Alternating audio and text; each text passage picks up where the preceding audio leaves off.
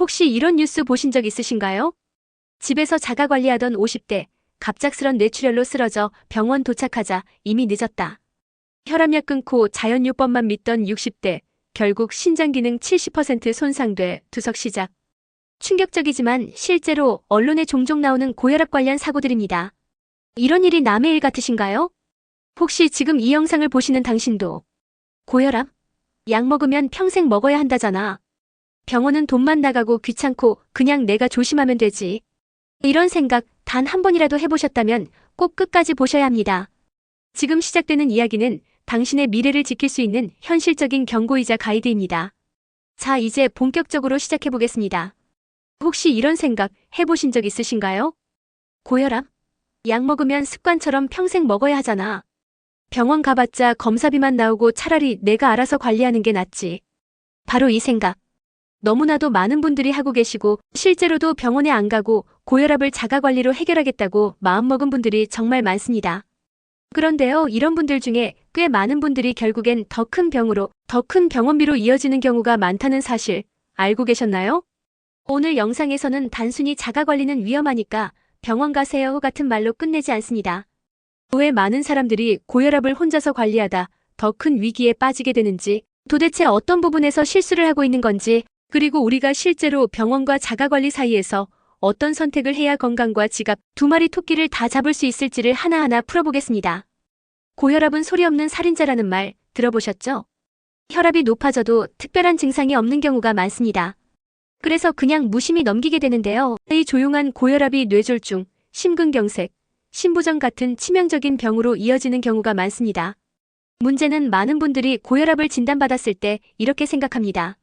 지금은 괜찮은데 뭘 약 먹으면 끝이야. 내 몸은 내가 더 잘 알아.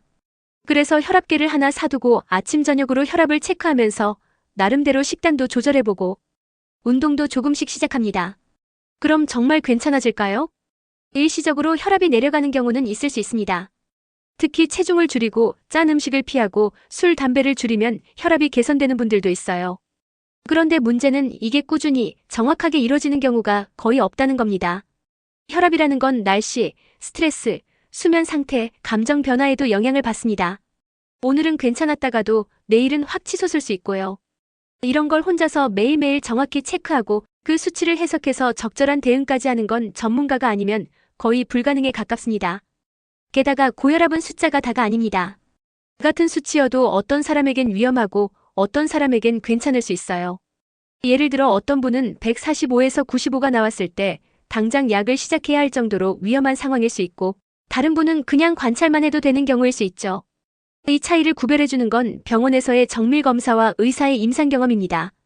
그런데 이걸 무시하고 단순히 혈압이 높네, 식이 조절해야지 하고 끝내면 어떻게 될까요? 시간이 지나면서 혈관은 조용히 손상되고 눈에 보이지 않는 변화들이 쌓여갑니다. 그러다 어느 날 갑자기 뇌혈관이 터지거나 심장이 멎거나 콩팥 기능이 떨어져 버리는 일이 벌어집니다. 특히 많은 분들이 간과하는 부분이 바로 자가진단입니다. 인터넷에서 이런 식품이 혈압 낮춘대요, 이 운동이 고혈압에 좋아요 하는 정보를 보고 그대로 따라하는 거죠. 하지만 사람마다 체질도 다르고 고혈압의 원인도 다릅니다. 예를 들어 어떤 사람은 신장 기능 이상으로 혈압이 오르는 경우도 있고, 또 어떤 사람은 수면무호흡증이나 호르몬 이상 때문에 고혈압이 생기기도 합니다. 이런 경우 단순한 식단이나 운동만으로는 절대 해결이 되지 않아요. 오히려 시간이 갈수록 상태는 악화되고 약도 더 강한 걸 써야 하고 합병증까지 생겨서 병원비는 더 늘어납니다.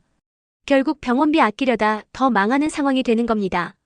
물론 모든 사람에게 무조건 약을 먹으라고 권장하는 건 아닙니다. 약을 쓰지 않고도 조절이 가능한 경우도 있습니다. 다만 그 여부를 판단하는 건 전문적인 검사를 통해서만 가능한 일입니다. 실제로 많은 병원에서는 24시간 혈압 측정기를 착용해서 낮과 밤, 수면 중의 혈압 변화까지 분석하고요. 심전도 혈액 검사, 소변 검사, 콩팥 기능 검사, 갑상선 검사 등 여러 가지를 통해 고혈압의 원인을 찾고 그에 맞는 치료를 제시합니다. 이런 과정을 통해 지금은 약 없이도 괜찮습니다. 혹은 이 수치는 반드시 약이 필요합니다라고 정확히 판단할 수 있는 거죠. 그런데 이런 과정을 생략하고 그냥 혈압계 하나로 매일 숫자만 체크하면서 인터넷 정보나 지인 말을 믿고 조절하는 건 말 그대로 어두운 밤에 눈 감고 운전하는 것과 다를 게 없습니다. 게다가 혈압약에 대한 불필요한 오해도 자가관리를 부추깁니다. 많은 분들이 이렇게 생각하시죠. 혈압약은 한 번 먹기 시작하면 평생 먹어야 하니까 웬만하면 안 먹는 게 낫다. 약에 의존하면 몸이 스스로 조절하는 능력을 잃는다. 하지만 이건 절반만 맞고 절반은 오해입니다. 혈압약은 의존성이 있는 약이 아닙니다. 즉, 약 때문에 몸이 망가지거나 내성이 생겨서 계속 강한 약으로 가야 하는 건 아니라는 겁니다. 오히려 반대입니다. 초기에 잘 조절하면 오랜 기간 건강한 혈압을 유지하다가 나중에는 약을 끊는 경우도 있어요. 하지만 초기에 관리를 잘못하면 점점 더 강한 약이 필요해지고 합병증이 생겨서 끊고 싶어도 끊을 수 없는 상황이 됩니다. 그리고 약을 먹더라도 그게 끝이 아닙니다.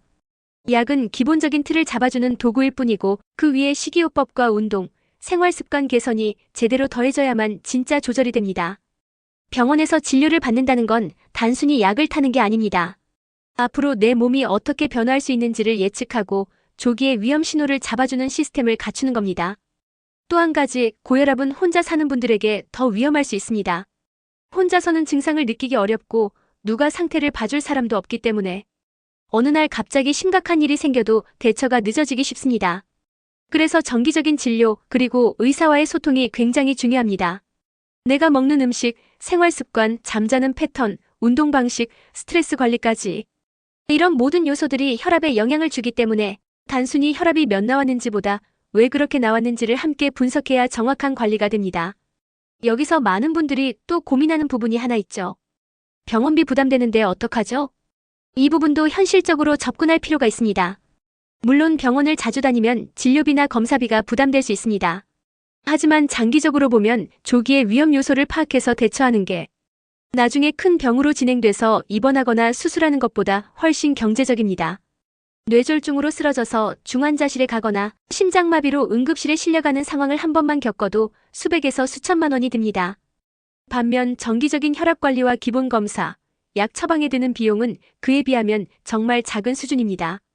요즘은 국가건강검진이나 고혈압 등록 사업 등을 통해 비용 지원도 많아졌기 때문에 정보만 잘 챙기면 꽤 부담을 줄일 수 있습니다.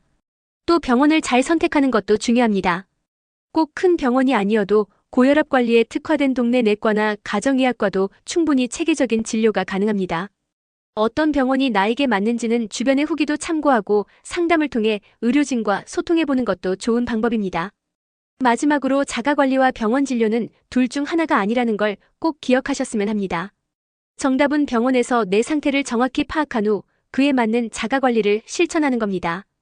이렇게 하면 병원비도 아끼고 건강도 지킬 수 있는 진짜 현명한 관리가 됩니다.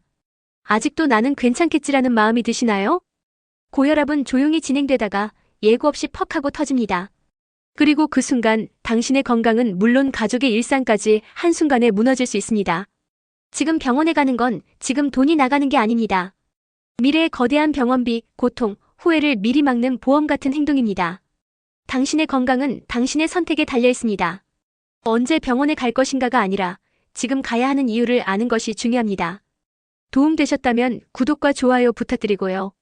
앞으로도 이렇게 근거 있는 건강정보, 누구나 실천할 수 있는 방법들로 찾아뵙겠습니다. 건강한 하루 되세요. 감사합니다.